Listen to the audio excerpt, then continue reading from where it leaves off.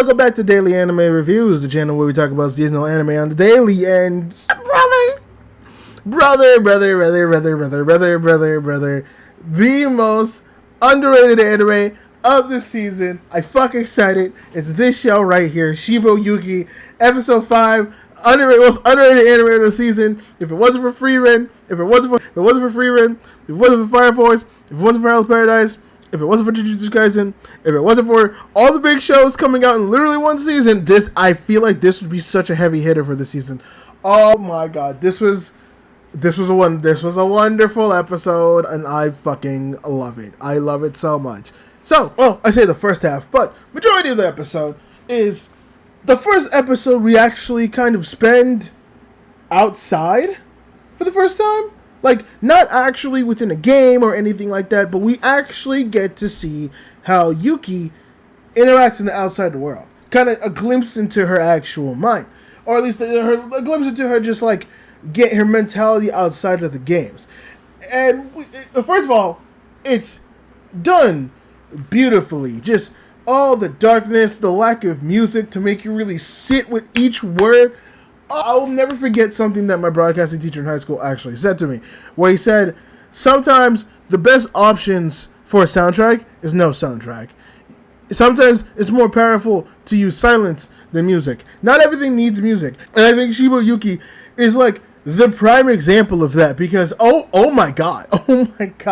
I swear to God, for like the majority of the episode until a specific point where a girl fucking bitch slaps somebody else.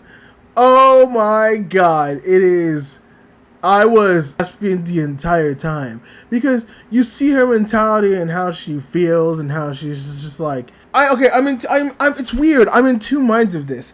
Either Yuki is someone that really actually enjoys going through the death games, but is disgusted by herself over the fact that she does, and it's like the duality of the person that she is.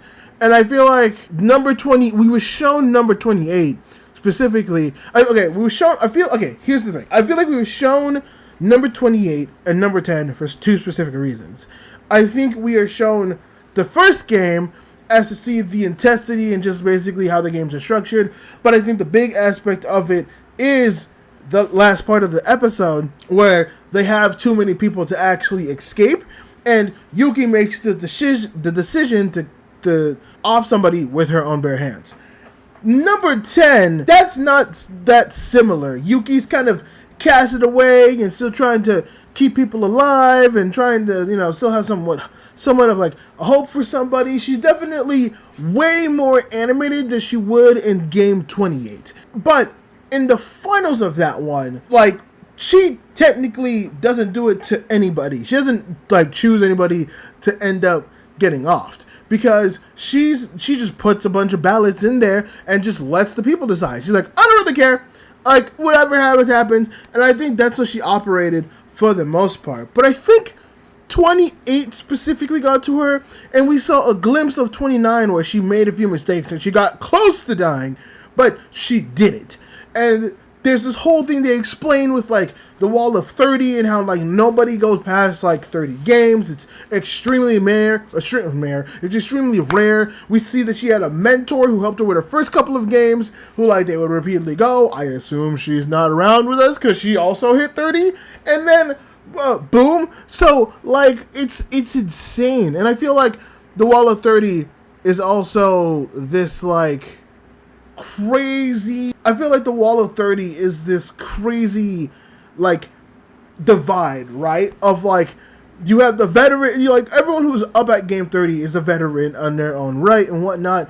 But then like after that, you get people who are probably a lot more like Yuki, or probably way more jaded, way more like removed from life. But other than that, the two minds I was talking about, either Yuki likes it, but she's disgusted with the fact that she likes it, and it's her own duality, and the next episodes might actually explore that, or it is a thing of her wanting to prove something to herself, like her being somebody who is not good at anything, like a below average person, being like, can't do school, can't do manual labor, can't do these things, like kind of struggling for maybe some money, but then fighting the death games to realize she found something that she's good at, but she's upset about it. She's just like, this is my purpose. This is all I have in life. And I feel like I'm more willing to lean towards the latter because of the phone call she takes, which I forget the name, but she takes a phone call from somebody who's a father of a girl in the previous game. That's a lot to fucking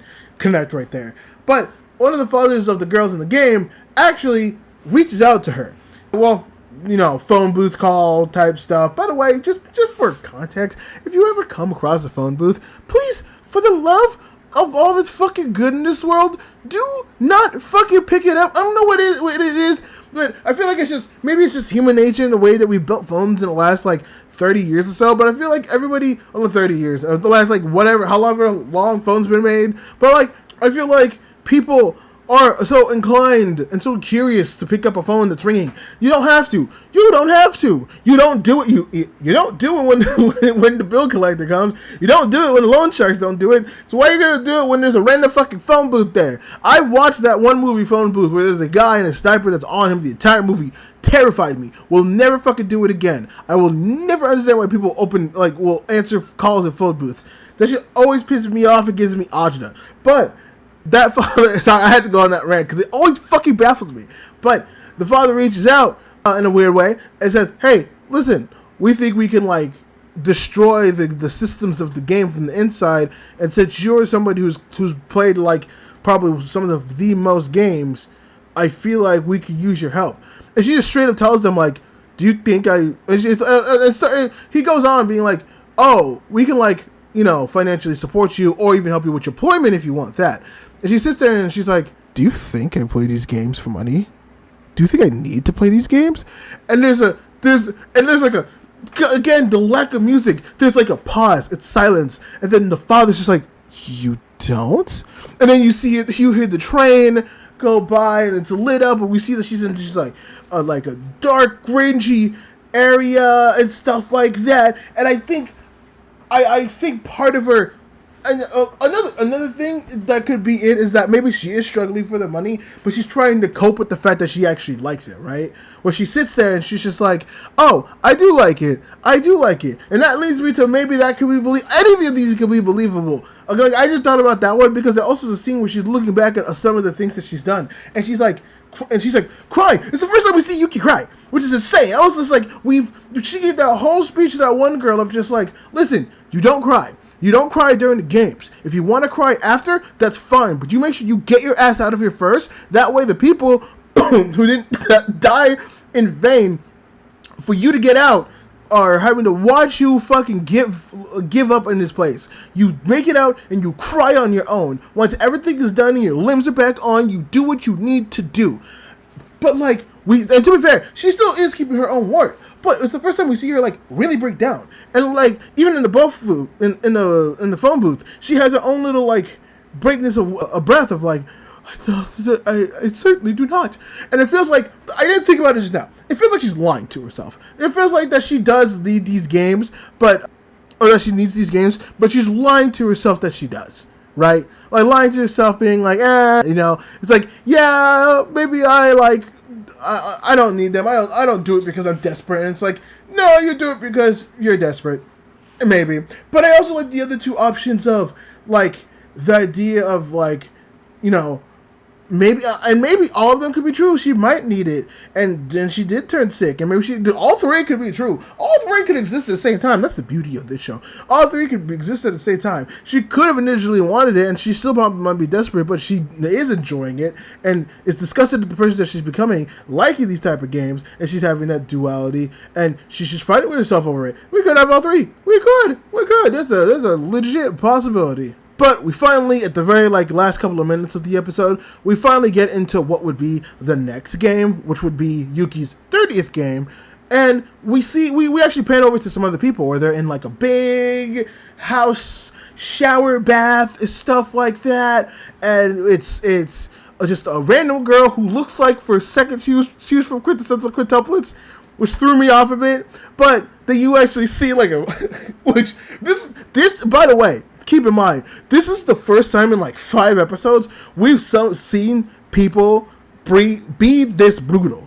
where like no one's like directly caused a death, right? Because every death that we've seen so far has either been through like a voting system, or just like really bad luck, or just like not really clearly thinking, or just like a genuine mistake. We haven't seen a direct. That's not true. All right, okay, hold on. I apologize. I was wrong for that. Not directly, because if we do see it in the first episode, but one with malicious intent. If you get what I mean. Because there is Yuki with the blonde girl in episode 1, but that wasn't malicious. She even says it. She's like, I didn't even kill her because she was the weakest. I didn't kill her because she couldn't run away. I just killed her because she was the closest.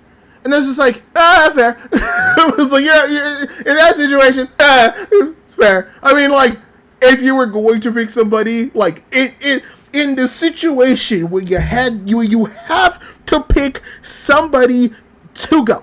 That would be the option, right? Which also might not be the case, because technically you do get your limbs back after that. So that brings even more dilemmas into it. But regardless, man, but fucking that wasn't a choice of like malicious intent. The one that we see in this episode, that's malicious. That one was malicious. All of the ones that we see from here on out, I feel like are going to be somewhat malicious. If they're not coming from Yuki, they're most likely are going to be malicious, because that girl sees what's happening and she's just like, hey, and like one of the redheads comes up like, hey, you got a key, right? How about you let me see that key? We can team up if you want. Like obvious like mean girl behavior, and it's kind of daunting when you see like the girl looking at her and then looking at the body and then looking at her, and then she's about to give the key. And I'm not gonna lie, it smacked me the fuck out of, it didn't smack me out of the moment in like a bad way, but it made me like kind of refocus back of like, oh right, this is a death game. Like, this is a death game anime. Right, it's because she fucking bashes her with the key and then tries to get away, and then all the girls swore, bro. That's brutal. That's so brutal. All the girls swarm her and just start fucking drowning her. I'm like, oh my fucking god. Holy shit. And so, like, I don't know if, and this is the part that got me. So, again, blonde girl. From the previous, like, couple of episodes, who was, like, the leader, Marina, I think her name is. Like, we like, obviously, she's, like, throwing a fit because she got bested. I wasn't expecting her to come back so fast. I thought that she was going to be somebody who was going to go and be like, oh, yeah, like, we're going to get a couple of episodes of maybe other games where Yuki's, like, mind state, all that stuff, get a little bit more trauma in her before we actually have these two meet again. These two are just meeting again. So now it makes me wonder if after this one, because they put a lot of emphasis on the Wall of 30. It does make me think potentially if we are going to get a like straight 6 episodes where it's just the Golden Bathhouse. And again, the count's happening again. Don't know what the count is, so that's fucking with me. But I thought it was relying on the games. I don't think so, because we can confirm that the game that we see right now is her latest, most recent game, and it's the 30th, so I'm not 100% sure. I am excited though. Like, if the rest of the anime is just this and then battling, I'm perfectly fine. I might actually be perfectly fine with it, depending on how the anime does it. But it seems like Marina's got a whole new batch of goons who are majorly aggressive, because remember, her other batch of goons were the type of goons who were like little, like, you know, they were scared, but they didn't really want to do anything. They weren't really prepared for much. These ones are like, I will murder a motherfucker on the spot. You have no fucking clue. Which they do twice, mind you, which is insane. But I'm so excited. I'm so excited. Especially since that was technically we did have some spare time, because that was their 10th game. They have both now had 20 games to build up their experience. These motherfuckers are gonna run it back in the most vicious way possible, and I'm so ready. Bro, this is like the Super Bowl to me. Fuck the Seahawks, fuck the Patriots. This is my Super Bowl, Yuki versus Marina. Who's gonna make it out alive? I have no fucking clue. But let me know what you think of this episode, if you liked it or hate it, or how you're feeling about the season overall so far. Leave your comment down below. And if you want to go ahead and give your boy a like for, enjoying this video, go ahead and do that and subscribe for more of these daily anime reviews that we upload every single day. And if you want to make sure you keep on the track of when these get uploaded every single day, go ahead and hit the bell button, as you'll get notified when these come out every single day. Thank you for joining me. I appreciate it, and I will see you in the next one. Bye-bye.